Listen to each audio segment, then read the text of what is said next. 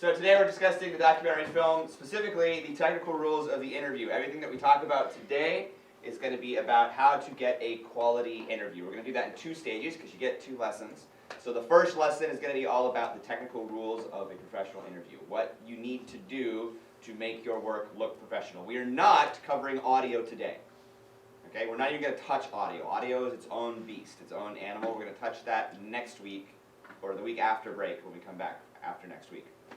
So today we're going to talk about specifically how to get the interview look, how to get the professional look. This is really valuable to you for a couple of reasons. First, everything you learn today, if you're not a documentary person, if you're saying to yourself, I'm really good at narrative, I like fiction, I like writing stuff, this stuff doesn't apply to me, no, you're wrong, because everything that you're about to learn actually comes into play during your narrative type of work.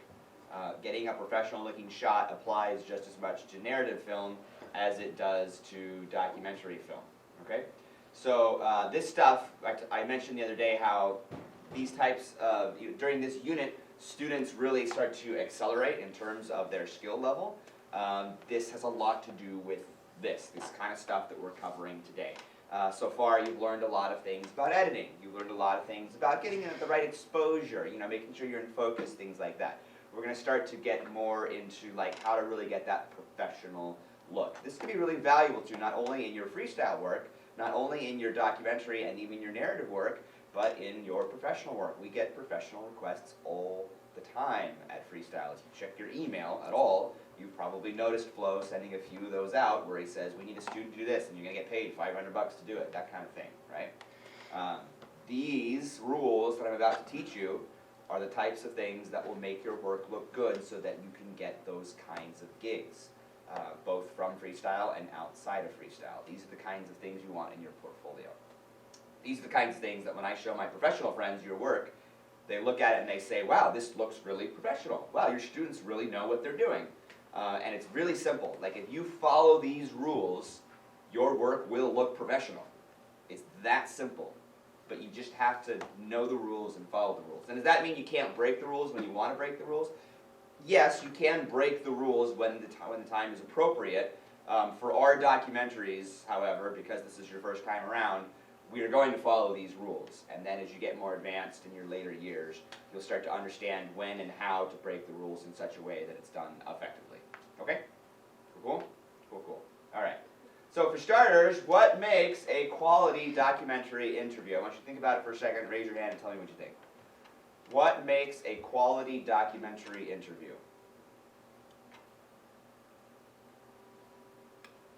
Yeah. The setting, where the person's being interviewed is, and their surroundings, it makes it look nice. Okay, okay, yeah. Well lit. Well lit, the setting, okay, yeah.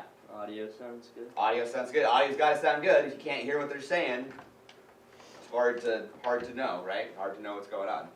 What else? Yeah. Framing. Framing, yes, we're going to talk about framing today. Yeah. Good questions and a good posting. Good questions and a good interview content, definitely. That's going to be the whole second half of our class today. That's our second lesson. Good, so good stuff, good stuff. So I have a little list here, I'm going to run through them. And again, this particular lesson, before we get to the next lesson, is all about the technical rules and aspects of a documentary. So we're going to be focusing on things, how to use the camera, where to put the camera, where to put your person, that kind of stuff. So these are a few of the things that you need to pay attention to when you are doing a documentary interview. You need to think about your camera placement and distance. You need to think about what kind of shot type you're using. You need to think about the framing of the subject. You need to think about your shot composition, what is actually in the frame. You need to think about your lens choice. Which lens are you using and why, and which lens is on which camera. You need to think about the lighting and which way is the lighting going and how is the interview interacting with the lighting. You need to think about eye lines, where that interview person is looking. And then you need to think about setting up your dual camera setup. That's running multiple cameras at once. This is just a few of the things that you need to worry about. We haven't even talked about audio, and we haven't even talked about the person who's asking people questions. Do you realize now why I insist that you work in groups for this particular project? That you do not have enough hands to do all of this. This is just camera stuff. You do not have enough hands to do all of this by yourself. So it's really important that you work in groups. All right, so for starters, it's important that you know that when in documentary film, what can go wrong will go wrong. It will happen. That is the reality of filmmaking. Okay, you probably experienced some of this during your narrative unit. What can go wrong will go wrong. Your documentary interview adds into play your audio. It adds into play you as like a questioner, right? Like these are two additional factors that you didn't have during your narrative. Your narrative, you had everything planned out. You had all your shots planned out. You had your story written. You knew how it was going to go. Your actors knew what they were supposed to do. Maybe they weren't always convincing, but you knew what you wanted them to do. In a documentary film, you have no idea what's going to happen. You have no idea what people are going to say. You have no idea when you show up the layout of the land. Hopefully you've taken some pictures, or hopefully you visited kind of the place. Hopefully you know the person that you're interviewing. But you might be, some of you might be showing up to a place where you've never seen the person before, or where you've never been to that particular location. So you don't know how it's going to look. Hopefully you're prepared and you have some questions, but we're going to talk about that a little bit later in our second lesson, about how those questions might end up not mattering a whole lot. So the thing about documentary interview is that you need to be prepared for whatever's going to happen. The nice thing about documentary interview that's easier than a narrative is you really don't have to move the camera at all. Once you're there, you're kind of there. You need to monitor it, you need to like keep your eyes on it and that kind of stuff. But even with all this unexpected stuff, it's not like you have to get up and run around, unless you're doing that kind of documentary, which I'm going to show you some of those types of documentary when we come back from the break. But what can go wrong will go wrong. It's just kind of the rule of documentary film. Years ago, I did a documentary film. I was hired to do a documentary film, really interesting one, about this guy. He was in Los Angeles. He had been a struggling actor. He was trying, he had like little tiny walk-on roles in like 300 and like other kind of movies. And he was a good-looking kid. He had a girlfriend, had everything going for him. He was young. And then one day he came home, had a brain aneurysm, and then they found him like on his apartment floor, and he had a whole bunch of brain damage, and the doctor said he was never going to walk again. He was, he's not all there, all that kind of stuff. And it was like, this is really sad. His mother took him to the gym every day to exercise his legs, to exercise his arms, to try to get him to be able to be more mobile again. And through years of this, through taking him there every single day, he developed the ability to walk again. He developed the ability to like move his arms again. His mind is never going to be like all the same. Like he's a very different personality from where he was before. But it was a really cool story about like, overcoming these immense physical challenges. So they asked me to do this the gym asked me to do this documentary on this particular guy. Super cool story. And so I'm coordinating with people, and I'm saying, all right, like I'll bring a camera, I'll get some audio and all that kind of stuff. And the person that I was working with said, oh, no, there's a person on the gym board that has a camera. It's a great camera, and they want you to use that. And I said, are you sure? Because I have a camera I can use. And they said, no, they have a really nice camera. We want you to use that camera. Okay, you're the client, like whatever you want. And I show up, and I get this little camcorder that records, not onto SD card. Again, this was a long time ago, so there weren't many SD card cameras back then. But it does not record onto an SD card. It doesn't even record onto tape. It records onto a mini like CD. And this was a very specific time period in time where like cameras recorded onto like actual CDs, like mini CDs. It was a period of like 1 or 2 years because they didn't work very well for a variety of reasons. So anyway, I had to record this camera. With this camera, and the exposure, like I couldn't control the exposure the way I wanted to. And this gym was wall-to-wall windows, because the entire gym was windows. It's a beautiful gym, lots of natural lighting, everything was overexposed. I was so frustrated. I had this great interview story. I had these great, amazing story about these amazing people, and my interviews looked like crap. Because everything was just completely overexposed. It was very, very frustrating. To top it all off, I didn't have any good audio, because this camera didn't have any good audio, and this mother, when I interviewed her, talked like this. She was very soft-spoken. You could barely hear a word that she was saying. And that was very frustrating to me as well. So I did what I could. I like up sound, all this kind of stuff. In the end, I think I made it black and white because it was like that was easier on the overexposure than color. Did not come out the way I wanted it to at all. That being said, like the gym was still happy. They showed it. They were happy. They were pleased. What an amazing story. But it was not the way that I wanted it to look. What can go wrong will go wrong. But as I mentioned the other day with documentaries are technically a lot more forgiving. My documentary looked like crud. It did not look good. It did not sound good. It was still an inspiring story. It was still a good story because of the actual content that was there. So, what can go wrong will go wrong. Our goal is to get you to have these go with as little going wrong as possible.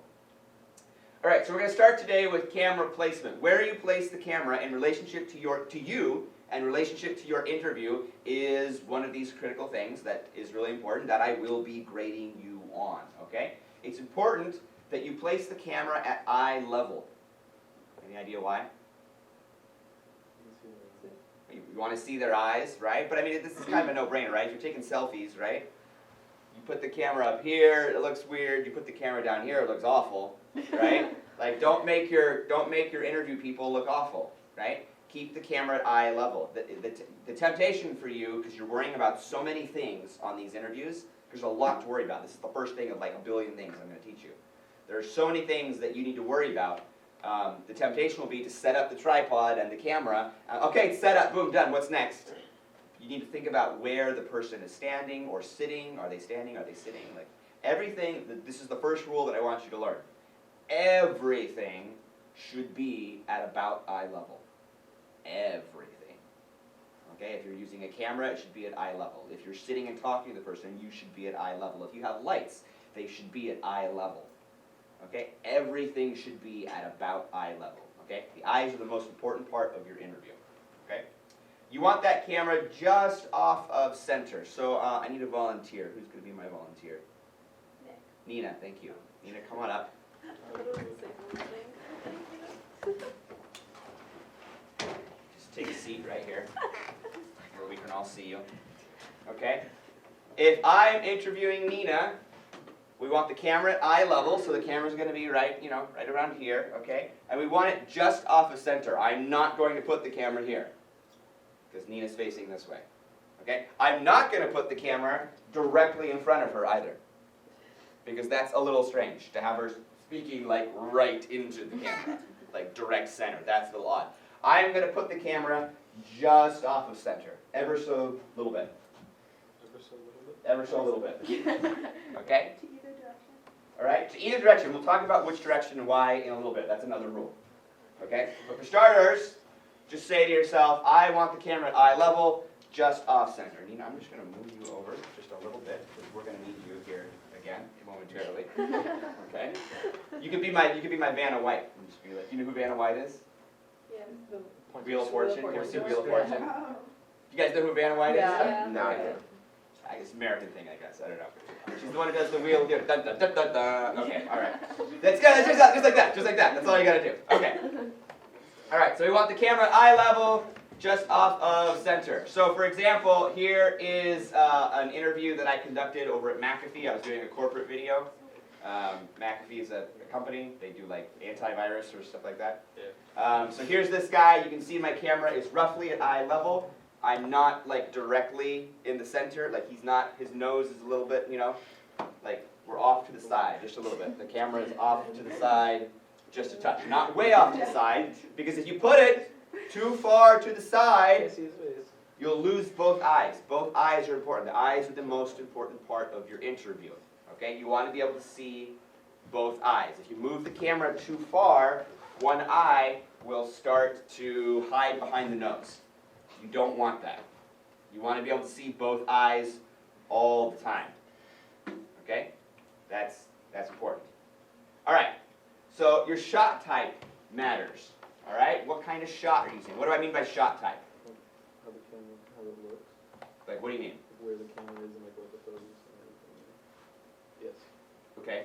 So think back. Like the POV, the media. Yeah. So like the medium shots, close-ups, all that kind of stuff. Think back to your scavenger hunt videos, right? At the very beginning of the year, right? Your shot type matters. Which shot type you use matters. So all the shot types rules still apply. So this is still a medium shot, right? This is still a close-up. This is still a medium close-up. All those rules still apply, okay? And they're important. And how you frame your shot is important. There's a reason why we have medium shots and close-up shots and medium close-ups and wide shots and all that kind of stuff. You need to understand what those shots look like and whether or not they are framed properly, okay? Variety is good, because if you just have the same shot all the time, that's not only going to get boring, but it's going to make for a lot of jump cuts, because you're not going to be able to use every part of every interview, right? So a variety of shots is helpful, because if I can cut from a wide shot to a close-up, that's really not so much of a jump cut. It's not going to be jarring for your audience, okay? So the variety becomes very, very important. You want to stay about 2 apart, and what I mean by this is, here's our different kinds of shots here. So like, here's a close-up, here's an extreme close-up, here's a medium close-up, here is kind of a medium shot. Well, they call this a medium shot, but that looks more like a medium shot to me. And then this is your like full body shot kind of a deal. Okay, so what I mean by that is, if you look here at the bottom, Nina, maybe roll over a little bit so we can see all these. Okay, so if you look, I don't know if you can see my laser pointer or not, but like here's our extreme close-up, our close-up, medium shot, medium full shot, okay? So when I say stay 2 apart, what I mean is you don't want to shoot an extreme close-up and a close-up. They're too similar. You don't want to shoot a close-up and a medium close-up.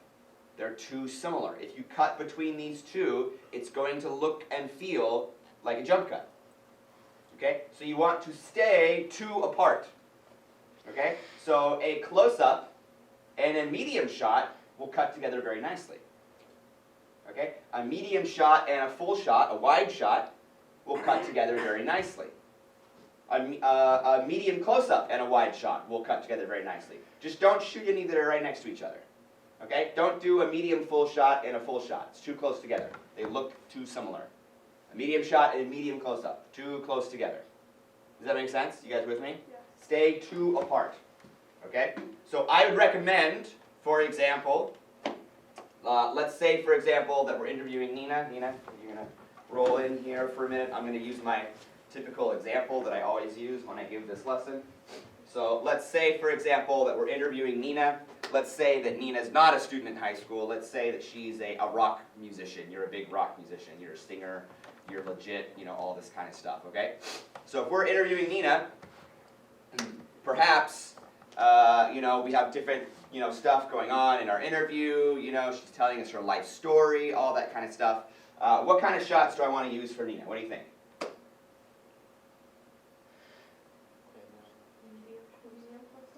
Medium close-up, okay. You want me to give me a medium close-up? All right, I'll also do a medium close-up. What else? Any others?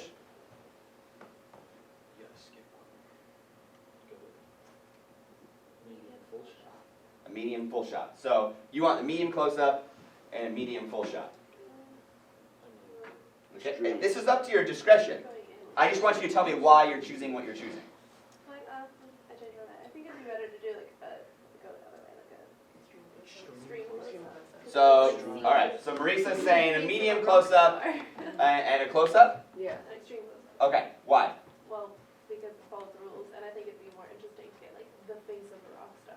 The face Look of a at rock the star. details, Yes. whatever. I feel like that like life story and like really emotional moments should be closer, rather than like more informational stuff is like further like away. Okay. Can you repeat that, because you're totally teaching my lesson for me? Go ahead.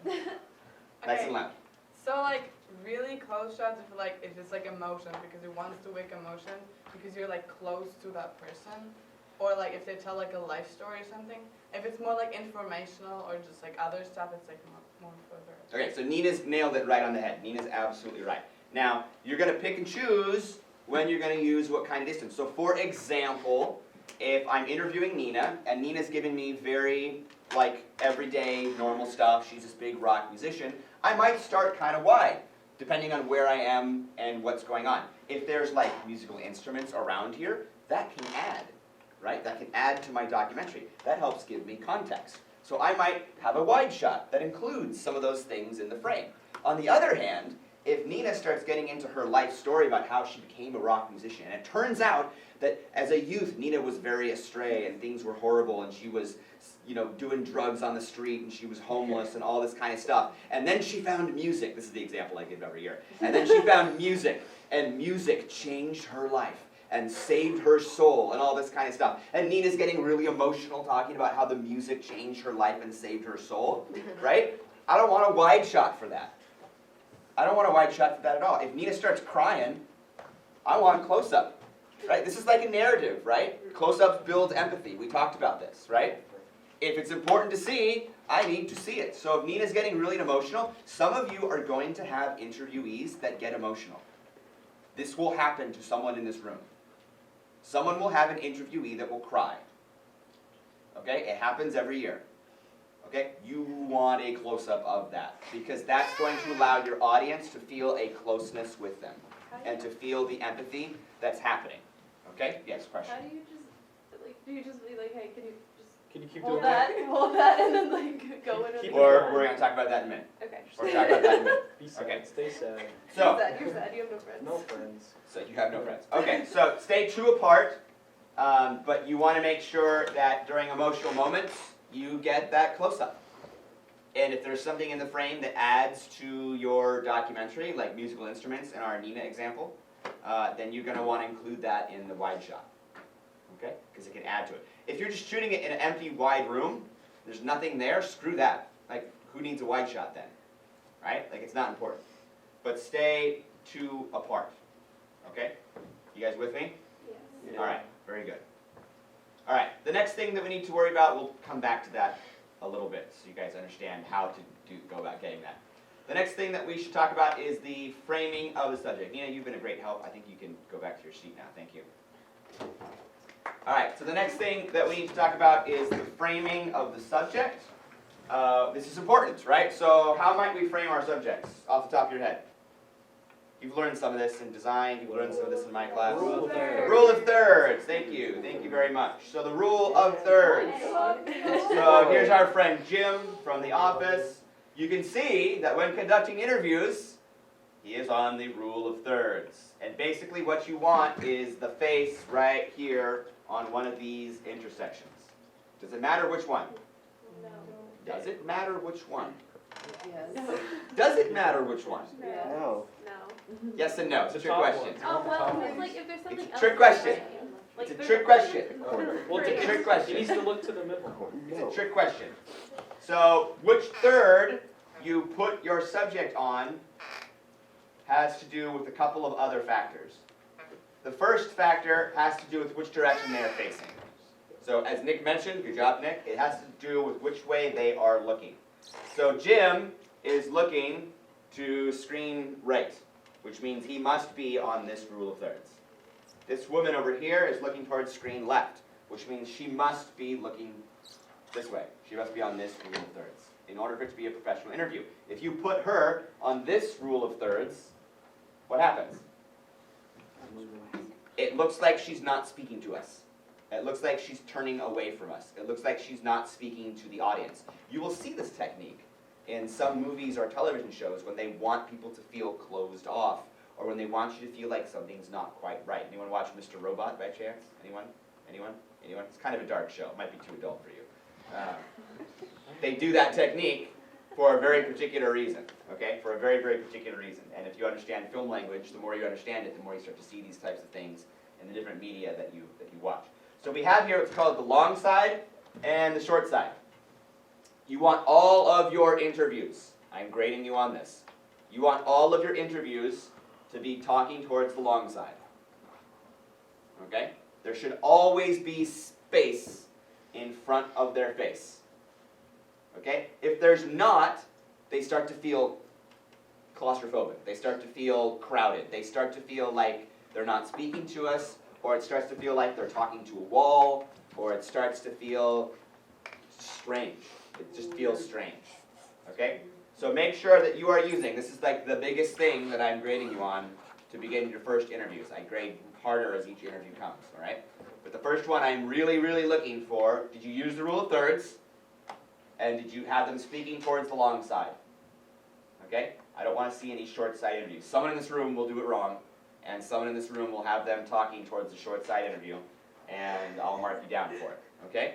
So memorize this, memorize this. I will share these slides with you, so there will be no excuses, okay? So long side, rule of thirds, long side, rule of thirds. So with that in mind, I'll ask my question again. Does it matter which rule of thirds you put them on?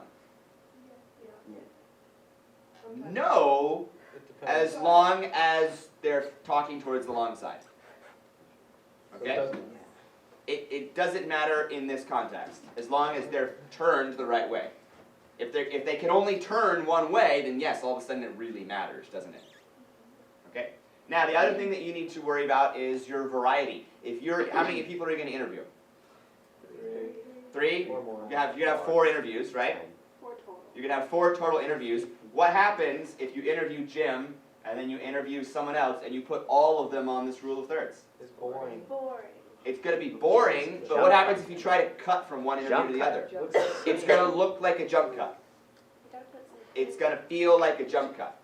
Okay? You don't want to cut from this to this, even if it's a different person. Okay? So you need variety in your shots. So think about that when you are shooting your interviews. Put some of them on this rule of thirds. Put some of them on this rule of thirds. Don't shoot them all exactly the same way. You want variety in your documentary. Yes, question? Isn't the background supposed to be different every time too? Yeah, we'll get to that in a minute. We haven't gotten to that part yet. Yeah. Wait, but if it's one actor, or not really an actor, interviewee, and you switch from a medium close to like an extreme close, you'd want it on the same side, right? You want it on the same side. If you're 2 apart, that's okay. But it's within the context of the same interview. Yeah. Good question. Good question. All right, any other questions? We good so far? All right, good, because we got more to do. We got more to do. Shot composition is the next thing that you need to worry about. So you need to separate your subject from the background. You do not want the gym shot where he's up against the wall. You do not want that. That is not a professional shot. That is not a professional look. You want depth. You want space between you and your interviewees, okay? Don't position your people, whether you're taking a photo or doing an interview. Don't position your people right next to a wall. It's never going to look good. Remember, the whole point of film, we talked about this during the narrative, the whole point of film is that you're recreating a 3-dimensional world on a 2-dimensional space. If you want your world to look 3-dimensional in that 2-dimensional space, you need depth. All right? Don't flatten out your stuff needlessly. Okay? Separate your interviews from the background. To do that, give them lots of space. Lots of space behind them. Lots of depth of field. Give them a lot of distance. Use a low f-stop. There's no excuses here because you all have those gorgeous 50mm lenses. Okay? Those f-stops go nice and low. You can really blur the background. Okay? Your telephotos, blur the background. Okay? So there's a lot of reasons for you to be able to do this. Okay? Do not give me a shot where everything's flat, where everything is in perfect focus. Unless you're doing that wide shot of our rock musician and you've got drums and guitars and things that add context to your interview. Then you want that in focus. Right? Because that adds to your interview. But if you don't, if you're just shooting someone outside in the park, it's not giving you anything. Blur that out. Okay? Focus on the eyes. This is the most important thing that you should be focusing on during your interview. The eyes are the windows to the soul. That's true. The eyes are the windows to the soul. Okay? You need to focus on the eyes. That is where people look. That is where people identify with people. That is where people empathize with people. If your eyes are not in focus, it will feel off. And your audience will not have the full amount of empathy or connection with your interviewee that they would if your eyes were in focus. Years ago, when I was just getting started at this, I was still in college. I wanted to practice my interviewing skills and my editing skills, so I asked my friend who was having her anniversary, like their 1-year anniversary.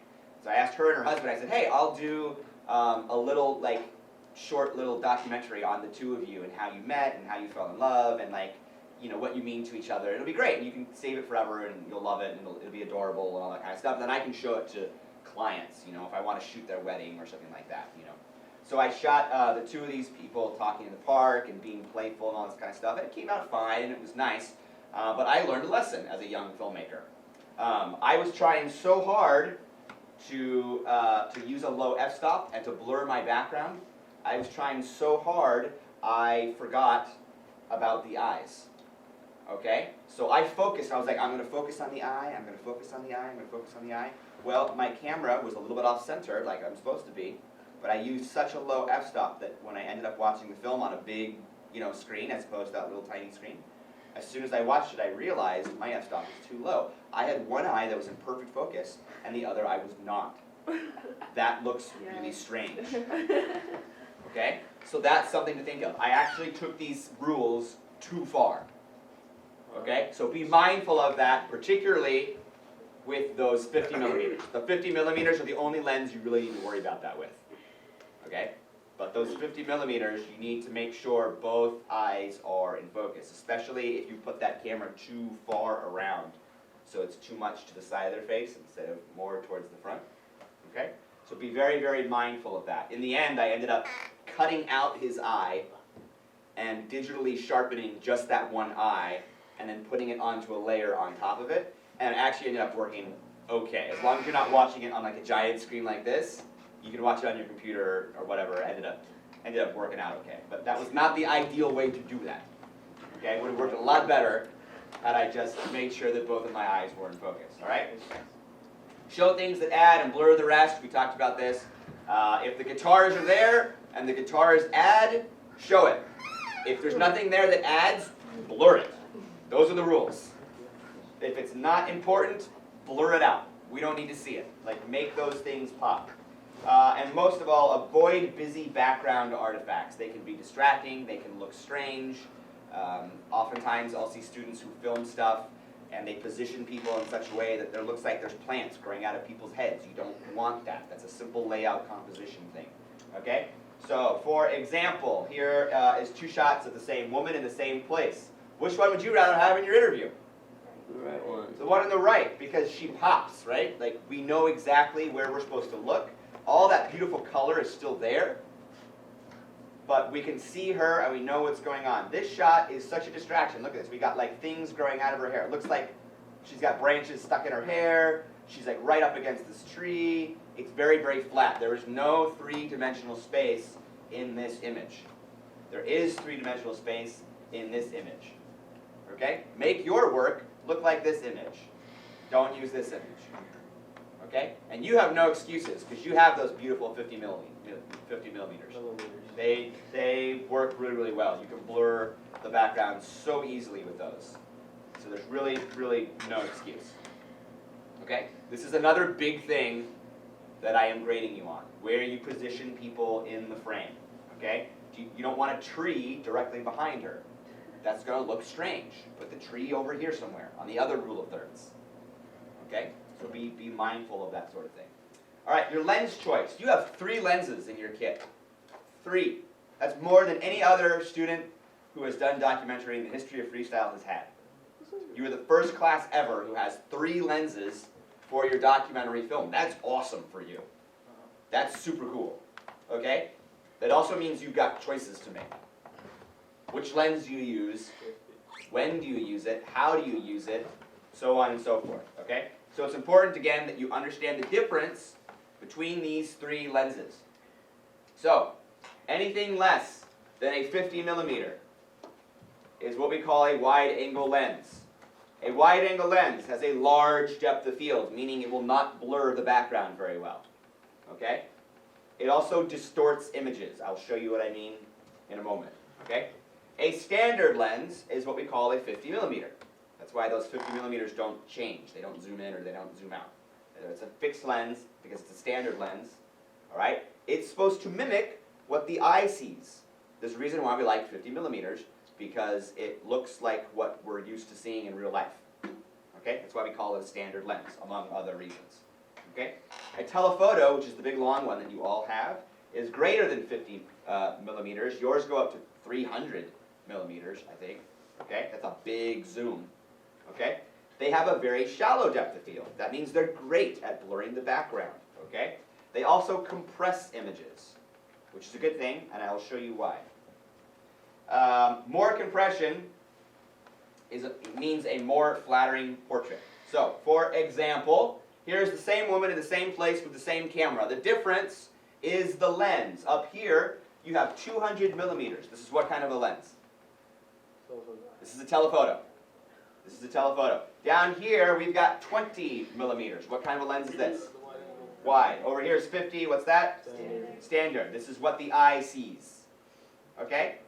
If you were this woman, which photo would you rather appear in a documentary? 200. 200. Much more flattering than 20. Is this how you would want your photo to look? Not so much. Okay? This isn't even very extreme. Let me show you some more extreme examples. Okay? Look how different this woman looks from 200 to 24. Which one would you rather be? Okay? Which one would you rather be? Oh. Whoa. Look how different. This is the same woman in the same place with the same camera. This is 14 millimeters. That's almost fisheye. That's why that looks so bizarre. But look what a difference it makes. The difference of lenses, so when a lens compresses, right, when we say that a telephoto lens, a 300 millimeter lens compresses, what that means is it makes big things smaller and small things bigger. Okay? A wide angle lens does the opposite. It makes big things bigger and small things smaller. So if you have a big nose and you shoot with a wide angle lens, that nose is going to become very large. Okay? If you have a pointy head, whatever feature that you don't like, whatever feature you don't like on yourself or on someone else, if you shoot them with a wide angle, it is going to be accentuated. It's almost like a caricature cartoon. That's what a wide angle lens does. Okay? A telephoto does the opposite. It lessens all of the dramatic features. Which is why, if you're ever doing portrait photography, you should always use that telephoto. You should always use that telephoto, stand really far back and zoom in all the way so that you're shooting at 300 millimeters, and you'll get a much more flattering glamour type of shot than you will if you're shooting that wide angle lens and you get up really close to somebody. Okay? So for your interviews, I'm going to recommend the following. Okay? First of all, you should use that telephoto. It's a no-brainer.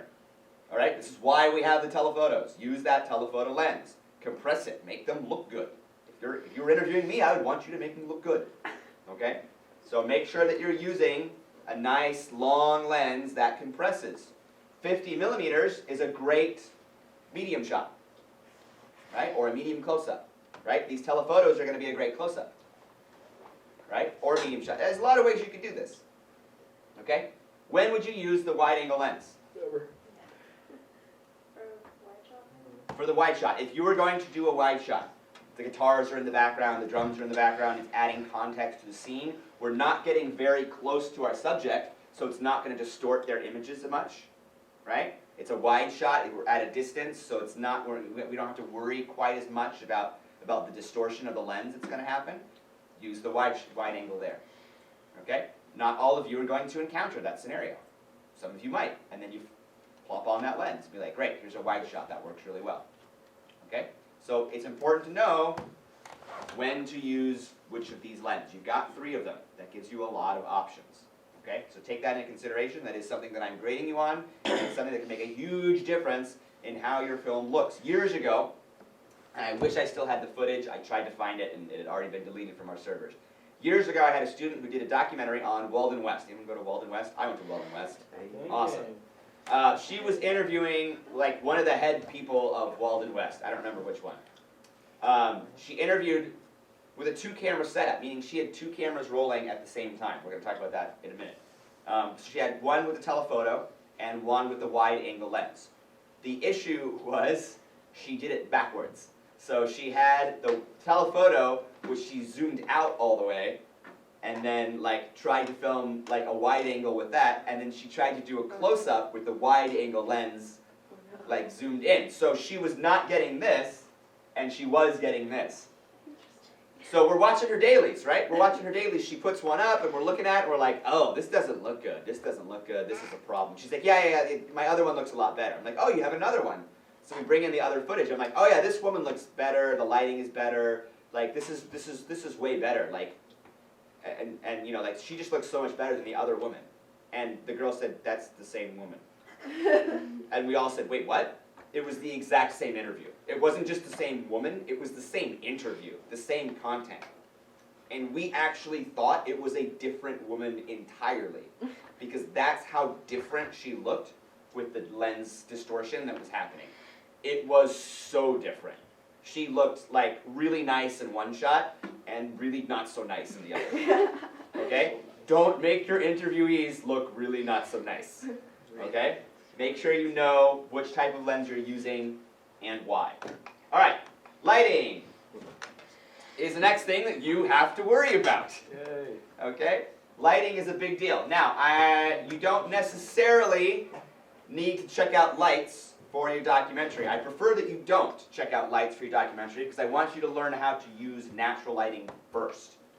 Okay? I want you to learn how to use natural lighting first. As you get more into your third and fourth, and if you go on fifth or sixth interviews, and you need a light, and you can explain to me why you need a light, I will be open to letting you check it out. But for those first couple interviews, I would like you to utilize natural lighting, because I want you to learn how to use natural lighting for your interviews. So this is an image of a video that I took of my niece. This is my niece a number of years ago. She's very adorable. I love her to pieces. And this is nice lighting. I am proud of the lighting that I have in this particular shot. When you are doing lighting for your interviews, a lot of the rules come right back into play, all right? You want to light their face. This seems like a no-brainer, okay? But let me explain what I mean. If you put my niece here on the rule of thirds, and she's facing towards the long side like she's supposed to, you don't want to put the light over here, okay? I don't need to light her ear. Nobody cares about her ear. I do not need to light the back of her head. Nobody cares about the back of her head. I don't need to light this whole part of her face. There's nothing there. It's just empty space. Okay? What do I care about? I care about her eyes. I care about her mouth, her nose, her facial expressions. That is the area that you want to make sure is well lit. Okay? So what that means is you're going to position your key light in such a way that it lights their face. So in this scenario, my light that's on my niece Fiona, my light is somewhere over here. Okay? You can use light to separate people from the background. So for example, you can't see it, but there is a light behind her that's kind of tucked away against the wall, and that light lights up the background, which creates a nice break from the top of her head to the back of her hair. All right? If I didn't have that light on in the background, she would start to blend in with the background. So be thinking about that in your interviews. Some of you are going to interview people with really dark colored hair. If you interview people with dark colored hair and they are against a dark background, what happens? It looks like you have a floating face. We've had it before. It's a floating face. There's like no hair at all. It just blends in. Right? So think about how you can use lighting to separate people from the background. Sometimes you will need to turn on a lamp in the background just to add some depth. Okay? Soft light versus hard light. This is a very soft light. Soft light is generally more flattering. Soft light means you don't see hard line shadows. You see like softer, rounder shadows. Usually that's done in like glamour shots, romantic comedies, you know, films where it's not dramatic. Right? Sometimes you'll see hard light in interviews if it's a hard interview. Okay? So what kind of light do you want to utilize in your documentary? All right? So to get these types of shots, make sure you're using the appropriate sources of light. Okay? Make sure that you check out reflectors and or diffusers if they can help you. So for example, if you were shooting outside, the sun's up there. How do we get the light to light the face? We want the light at eye level, right? Everything needs to be at eye level. But the sun's up there. How am I going to get it at eye level? Well, if you take a reflector with you, you can hold that reflector at eye level and bounce that light into somebody's face. Okay? Or you can diffuse it. I had a student years ago who, it was such a sunny day that she took the reflector, she took off all the reflecting parts on the reflector, there's a zipper there, She took off all of that and she was left with just one like sort of diffuser, a white sort of see-through sheet. And what they did is they shaded that person. They held it up over the person so the sun broke through there and gave that person some shade, and it broke up the light and created a really nice soft light over the whole interview person. Someone had to hold it the whole time, but the interview looked really good. And it worked out. And all those harsh shadows that we get, they're gone. And finally, the last thing that you need to worry about with lighting, and something that I am grading you on, is your ability to get light in people's eyes. The eyes are the most important part, right? The eyes are the windows to the soul. The eyes are the most important part of your interview. If you can get light in people's eyes, you've done a good job with lighting. Okay, so here's my niece. You can see I've got light in her eyes. Do you see how much more expressive she looks? How much more alive she looks with light in her eyes? Someone in this room, for your first interview, is going to turn in dailies where there's no light in their eyes because the light's facing the wrong way. And when you do that, they start to look dead because you can't see their eyes. No, I'm serious. They look dead because all you see is just black spots in their eyes. There's no life there. There's no light reflecting in their eyes. Your goal, and sometimes it's harder than others, especially if you got people wearing glasses or if you have a place with a room that has a lot of different weird light sources, okay?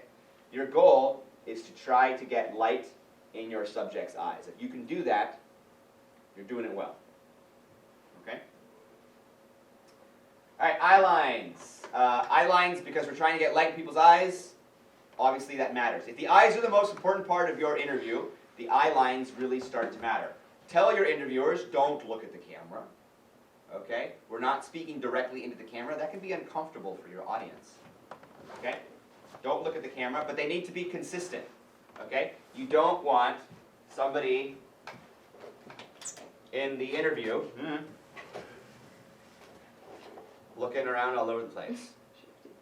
Starts to look shifty, exactly. It's like, well, maybe I don't trust that person so much if they can't even make eye contact with somebody, right? Like that body language is important, right?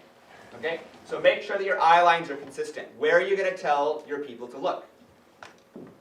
Okay? Make sure that you explain to them where to look.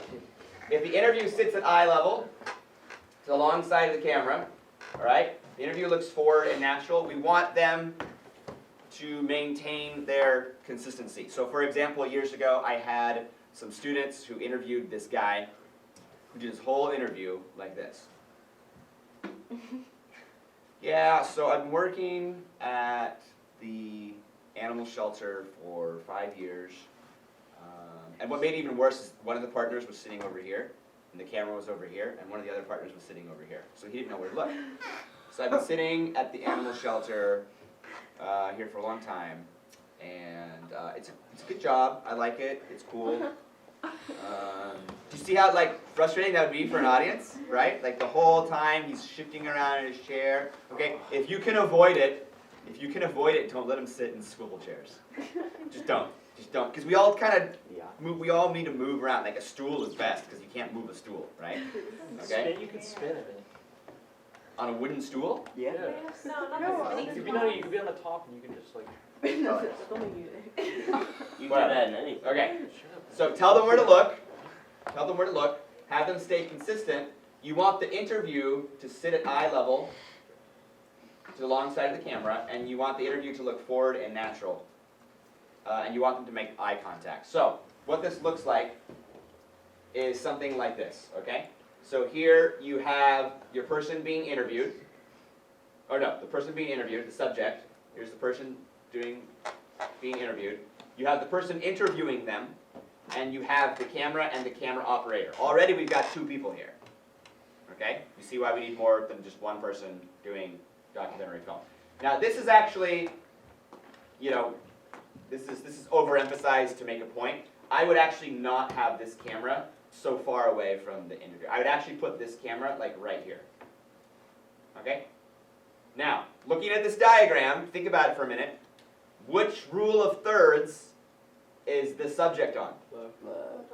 The left. Why? Because he's looking at the screen. He's looking this way. He's looking towards the long side, which means he must be on the left side of the frame. Do you guys understand? Yes. Okay. All right. Very good. This brings us to the most complex part of the lesson, which is the dual camera setup. You have a camera. your partner also has a camera. A lot of times when you do documentaries, it's much better to use what's called a dual camera setup. I want you to do it. You're going to run both cameras at once. Now you can put a telephoto on one and a 50 mil on another. Or a telephoto on one and a wide angle on one, right? Whoa. So now you can get that variety of shots. This is really, really helpful because if you interview somebody and they're talking about their life as a musician, and my life as a musician is just so great, and all this kind of stuff, but they ramble. Some of you are going to have interviews that like talk for like 10 minutes. Like in one little response, they're going to talk for 10 minutes. You should all get people who talk for more than 10 minutes. But you're going to have someone talking, and they're just going to go on and on and on and on and on. And you really like the first part, and you really like the last part, but everything in between is like totally worthless.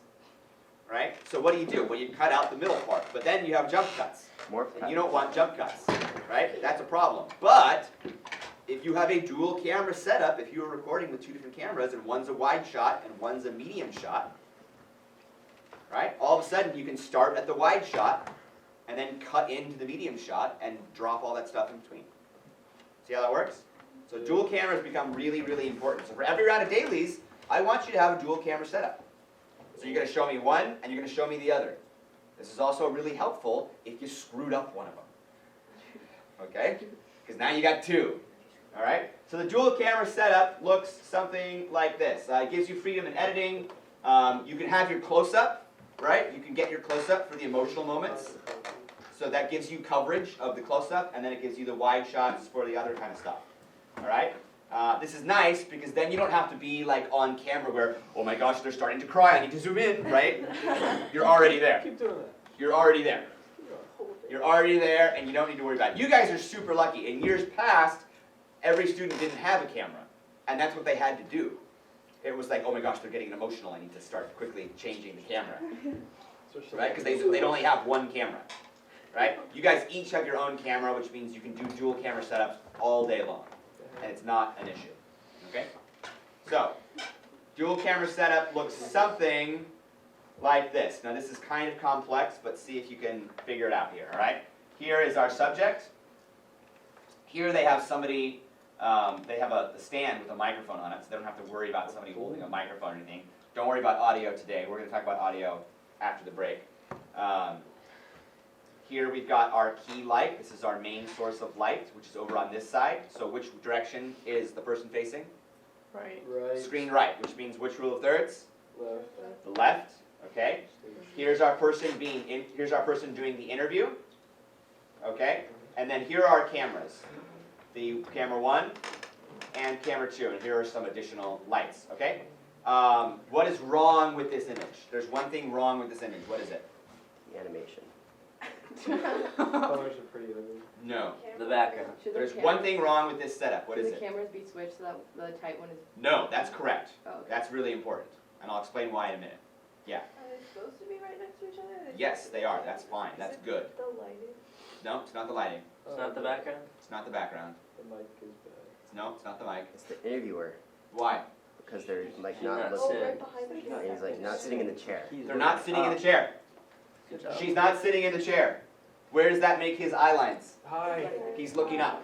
Hello. Everything needs to be at eye level, including the person conducting the interview. So the cameras are at eye level, the person's at eye level, the light's at eye level, everything's at eye level except for the person doing the questions. Now maybe they just haven't started yet, I don't know. But she should be sitting in this chair. She's got a chair. She should be sitting in this chair so that she's at eye level. Now, to your question about the camera 1 and camera 2. Now this is important, and this is a little complex, so pay attention, see if you can follow me on this. You've got camera 1, and you've got camera 2. Alright? Camera 1 is closest to the person who's doing the interview here. Okay? Camera 1 is going to be your close-up. Camera 2, which is farther away from the person being interviewed, or from the person doing the interview, is going to be the wide shot. Why? Can you figure it out? Think about it for a second and see if you can figure it out. Yeah. Is it because like for the tight shot, it needs to be closer to the person so you can get the whole person? Close. Yeah, you're really, really close. Where's Nina? Nina, come be my example again. Okay, I want this on camera for the people who aren't here. Okay, if I have a close-up of Nina, both eyes are really important, right? Yes. Both eyes are really, really important. The more I move away, the more I'm going to lose that eye on a close-up shot. Because when you have a close-up, every tiny movement that you make is magnified by like 100, right? When you're zoomed in. Have you ever noticed that? Yeah. Try it with your cameras in the next day or two. Get that telephoto on there and just bump the camera ever so slightly, and the whole thing moves, right? Because you're zoomed in super, super tight, okay? So if both eyes are important, and I'm super, super zoomed in, if I move the camera from here to here, that's going to be a dramatic difference, and she's going to be more in profile than I want her to be. On the other hand, the wide shot is further out. It doesn't make as much of a difference. So the wide shot can be further out on the radius of the camera, and it's not going to matter as much. So you want the close-up shot of your interviews, you want the close-up shot to be closer to the front of the face than the wide shot. So if I'm conducting an interview with Nina, I'm going to stand here, my close-up camera is going to be right here, and my wider shot is going to be right here. All right next to each other. 1, 2, 3. They're not going to be a lot of distance in between. Okay? Yeah. How are the cameras not in the way of each other? They're next to each other. Like right next to each other? Yeah, they're like right next to each other. Okay, thank you. You can wheel on back. You guys with me? We good? Okay, I'm going to share these slides with you at the end of the day so you can look at these images again. Just remember, interviewer, camera, camera. Interviewer, close-up, wide shot. All right next to each other. Okay? That's a lot to remember. I know it's a ton. I wish we had more time to digest all of this. Unfortunately, we're doing 2 lessons today, so that's just the way it rolls. All right, so we're going to practice. So here's what I want you to do. I want you to take out your phone. You each have a phone, probably, I presume. Okay? I want you to take out your phone, and I want you to get the following pictures, okay? So you're going to turn your phone sideways, right? Because we're doing video, right? Okay. I don't want you to actually take video. I just want you to take photos. I want you to take a number of photos. I want you to take a number of photos that are examples of bad interviews. Oh, yeah. And I want you to take a number of photos that are examples of good interviews. So things that I want you to think about. Lighting. Okay? I want you to do inside and outside. Okay? How can I get a good interview with lighting outside? Okay? I want you to do some bad ones and some good ones. Okay? Bad ones mess up the rule of thirds, right? Bad ones don't look towards the long side, right? Bad ones don't have things at eye level, right? So all those good ones, I expect to see good lighting with light in the eyes, okay? I expect to see looking towards the long side, the proper rule of thirds. I expect to see the proper height, the proper eye lines, all that kind of stuff. I want you to take like, I don't know, 3 or 4 bad ones and 3 or 4 good ones on each of your cameras, and then I'm just gonna have you come back in here in like 6 minutes, and you're gonna hold out your phones, and you're just gonna take me through them, and you're gonna say bad, bad, bad, good, good, good, and I'm gonna look at it, and I'm gonna say this is great, here's what you need to work on. Okay? Ready? Ready to go. You got like 6 minutes. Ready to go. Take some inside and take some outside, because the lighting is very different. Oh, God. Yeah, terrible.